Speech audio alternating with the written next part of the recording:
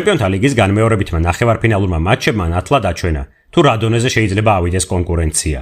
ინტერისა და ბარსელონას დაპირისპირება ტაქტიკური ჭიდილისა და ნერვების გამოცდის ნამდვილი მაგალითი გამოდგა, სადაც თამაშის ბედი დამატებით დროში გადაწყდა. არანაკლებ საინტერესო იყო PSG-სა და Arsenal-ის შეხვედრა, რომელმაც ფინალის საგზური პარიზულ გრანდს მოუტანა.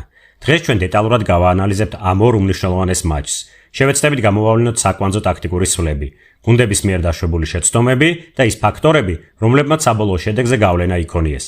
მზად ხართ ერთად ჩაუღრმავდეთ პროფესიონალურ ანალიზს. სანამ ჩვენ სიღრმისეულ ანალიზზე გადავალთ, არ დაგავიწყდეთ, რომ თქვენი მხარდაჭერა ჩვენთვის უმნიშვნელოვანესია.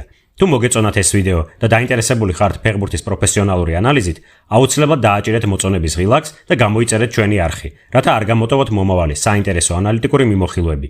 ახლა კი დავიწყოთ. ბარსამ და ინტერმა ჩემპიონთა ლიგის ნახევარფინალების ისტორიაში საუკეთესო შოუ შემოგთავაზეს. სამყაროს ორი ხედვა, ორი გზა და ორი დიდი მწვრთნელი. ფლიკი, რომელმაც საფეხბურთო კუთხით ბავშვებს წარმოუდგენელი თავდაჯერებულობა შთანერგა და შეშლილი გენიოსი ინძაგი, რომელიც ფლანგზე 120 წუთი ნამდვილი ლატერალივით მუშაობდა.